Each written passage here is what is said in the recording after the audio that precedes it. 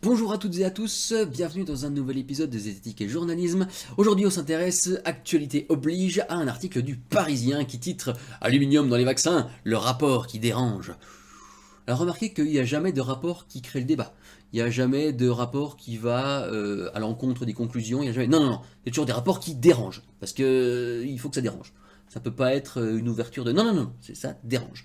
Alors heureusement la photo est pas trop flippante. La praticienne a l'air d'être plutôt sympa. L'aiguille vaccinale c'est pas une aiguille à tricoter qui fait un bras de long. Et puis l'enfant l'a pas l'air spécialement comme on peut le voir des fois.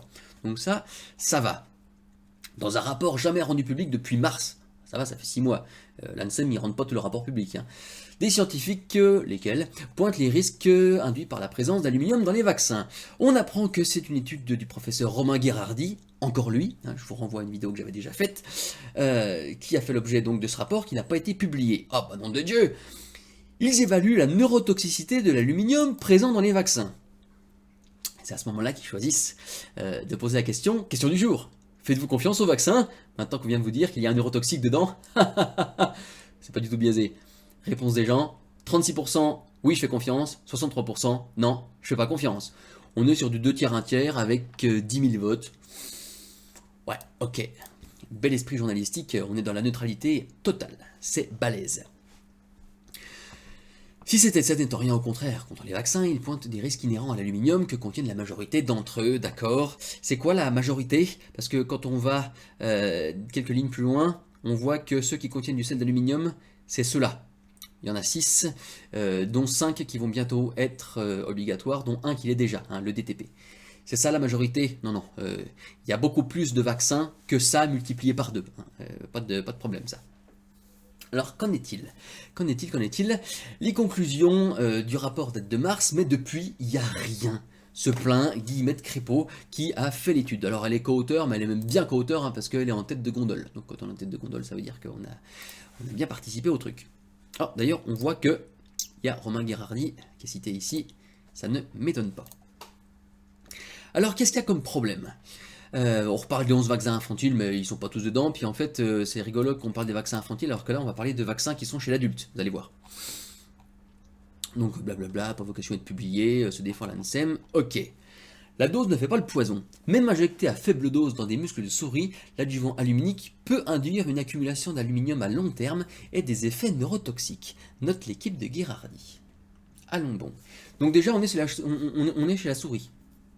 On n'est plus dans le deltoïde humain comme le faisait Guérardi. Donc ça veut dire que déjà, on ne va pas extrapoler des résultats de ouf à des animaux différents de nous. Ça peut donner cependant effectivement des pistes de réflexion. Regardons donc. Injecté à faible dose. Alors on va voir l'étude et on voit que la dose la plus faible injectée, c'est 200 microgrammes. 200 microgrammes par kilo de poids corporel chez la souris. Bien. Alors allons voir. C'est ce vaccin-là qui a été mis. L'Angirix contre l'hépatite B. La plus grosse dose, selon le vaccin qu'on prend, ça fait 500 microgrammes. Vu que c'est chez l'adulte, hein, 500 microgrammes, donc en 2 doses, hein, regardez, c'est marqué ici, elle donne un petit truc, la dose la plus faible, nous avons utilisé, et donc 200 microgrammes chez la souris, ça correspond, reçu par un adulte, en 2 injections du vaccin Angirix contre l'hépatite B.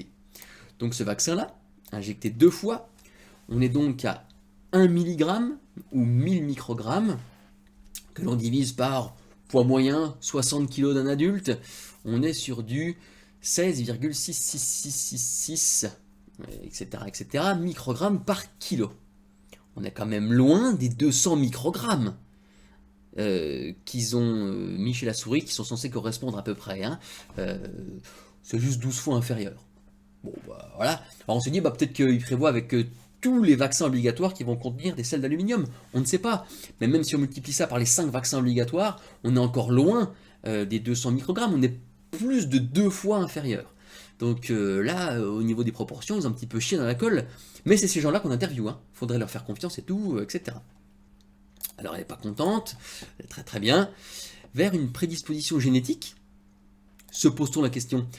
Pour la première fois, lit-on, dans la littérature sur les vaccins, cette étude met en évidence des facteurs génétiques et de prédisposition à développer une myofascite à macrophage. Une lésion provoquant, etc. Donc je vous ai mis ma vidéo, vous irez la voir, j'en parle. Alors moi, quand je dis pour la première fois, dans une étude scientifique, ça me dérange. Parce que pour la première fois, ça ne veut pas forcément dire que c'est révolutionnaire. Ça veut dire que c'est la première fois qu'un résultat en parle. Ça veut dire qu'il faut que le résultat il soit revu par les pairs, il faut que donc il soit, si possible, refait, que les protocoles soient testés, etc. On a vu déjà qu'une partie du protocole, c'est moyen. Les doses les plus faibles correspondent largement plus à beaucoup de doses qu'on a chez l'humain. Pas top, pas top. Donc ça déjà je trouve pas ça très bon. Guillemette Crépeau elle est bien gentille de parler, mais elle est directement concernée puisque c'est elle qui a fait l'étude. Donc forcément son étude elle va la défendre. On apprend que l'un des 3 experts indépendants a jugé l'hypothèse peu convaincante. Mais un autre l'a applaudi. Et il s'exprime en ces termes, des résultats particulièrement innovants, etc. Puis le troisième, on n'en entend pas parler. Sur les 3 experts, on a un avis concordant, on a un avis discordant et un avis qu'on ne connaît pas. Donc a priori, ça fait au moins 2 sur 3 qui vont pas forcément dans le sens du truc. Mais, on insiste quand même sur celui qui est très d'accord. C'est à lui qu'on donne la parole. Hein. Ok. Des approfondissements sont nécessaires, encourage l'avis. Ah bon? Bah oui, évidemment. Dans toutes les études, il y a toujours des approfondissements. Surtout quand ça vient de l'équipe de professeurs qui tripotent des souris et des humains avec les vaccins depuis plus de 20 piges et qu'aucune autre équipe n'arrive à corroborer ces résultats. Là, ça va quand même mettre un petit peu la puce à l'oreille. Hein. La discussion entre experts, le directeur de l'ANSEM, Dominique Martin, abonde. Il appelle la puissance publique à prendre des responsabilités en la matière. Pas de problème, mais des responsabilités sur quoi? Parce qu'avoir des pistes de réflexion, ça ne veut pas dire qu'il faut faire peur à tout le monde en faisant 50 articles qui disent « Regardez, il y a des neurotoxiques dans les vaccins ». La puissance publique, elle est bien à partir du moment où elle donne les crédits pour faire des recherches ou quand elle se prononce sur la dangerosité effective des produits. Là, qu'est-ce qu'on a? On n'a rien. On a juste des pistes qu'il va falloir explorer, bien entendu. D'ailleurs, c'est pour ça qu'ils font des trucs un petit peu alarmistes, parce qu'ils ont besoin de pognon. Gherardi, ça fait 20 ans qu'il a besoin de pognon pour faire des trucs qu'on n'arrive pas à reproduire. Il serait quand même temps de faire des protocoles qui tiennent un petit peu la route, monsieur Gherardi. Hein? Alors, ce qui est rigolo, c'est qu'à la fin, ils disent contactez, le ministère de la Santé nous indique, c'est ici, que cette étude ne change rien aux actuelles conclusions. Il n'y a aucun argument scientifique à ce jour qui remet en cause l'innocuité des vaccins. Rien ne démontre une dangerosité. Effectivement, ils ont raison. Mais quand on a passé un article à vous dire qu'on n'est pas sûr, que c'est prometteur, que quand même c'est neurotoxique, etc., et qu'on donne la parole au ministère de la Santé, qui s'est fait défoncer par l'opinion publique à cause des 11 vaccins obligatoires, et que, en plus de ça, elle est dans un gouvernement qui est en chute libre au niveau de l'opinion publique, en fait, c'est pas très rassurant dans l'esprit de la façon dont est fait l'article. Ça veut dire que, oh, regardez, il y a des problèmes, oh, il y a des scientifiques qui s'interrogent, oh, il y en a qui sont d'accord, oh, c'est convergent. Mais ces enfoirés au ministère, ils sont pas d'accord, dis donc. Moi, je trouve pas ça très bon comme article, en fait. Il donne plein d'avis pas très rassurants. Et la personne pas rassurante en fin d'article, en la personne de la ministre de la Santé, dit que c'est bon, il n'y a pas de problème. Ah, putain, pour se mettre les gens dans la poche au niveau de l'opinion inverse, c'est quand même plutôt balèze. Alors, ça j'aime bien à la fin, moi, la petite question. Bien sûr, on est pour faire des études. Les questions doivent évidemment trouver des réponses dans un son tour l'ANSEM. Quand et avec quel argent? Personne jeudi n'était en mesure de répondre. Bah non, parce que si ça fait 3 jours que le document il est consultable, non, et même si ça fait 6 mois, si l'ANSEM n'est pas trop d'accord avec les conclusions, ils vont être frileux pour donner des crédits à une énième étude de l'équipe du professeur Gherardi qui va probablement ne pas avoir de suite, comme toutes les autres en fait. C'est ça qui est problématique. Alors évidemment, il va falloir faire les études, parce qu'ils vont être capables d'en sortir des tonnes et des tonnes de nouvelles qui à chaque fois vont se montrer non concluantes, mais par principe, en science, on est un peu obligé de tester. J'espère que ce coup-là, ils vont pas lui donner des financements qui crèvent le plafond, quoi, parce qu'il va encore écrire des bouquins en disant on nous coupe les fonds, l'ANSEM est payé, etc.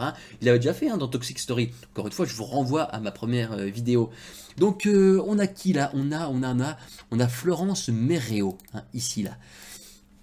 C'est bien de nous faire des articles qui sont pas trop nuancés, avec des conclusions qui disent que les scientifiques s'interrogent, on sait pas trop. Mais quand il y a 4 scientifiques qui s'interrogent et qu'en face on a un consensus qui nous dit qu'il n'y a pas de problème, c'est pas bien de mettre les deux à un pied d'égalité. Hein. Ça veut dire qu'on se pose beaucoup de questions. Non, en fait ils sont très peu à se poser des questions. Mais médiatiquement c'est des bombes. Gherardi il a invité partout, on le voit sur les plateaux, on le voit... Donc c'est bien sympathique, mais à un moment plutôt que de courir les plateaux en disant on ne donne pas de fonds, regardez, tout le monde nous cache des trucs, ce serait bien de faire des protocoles qui tiennent la route, hein, au bout d'un moment. Alors, cher public, j'espère que tu t'étais pas fait avoir, parce que ça, c'est pas de la qualité hein, quand même, faut dire ce qu'il y a, c'est pas de la qualité. Donc j'espère que tu gardes bien l'esprit critique, et puis moi je te dis à la prochaine pour un autre debunking zététique scientifique. Salut!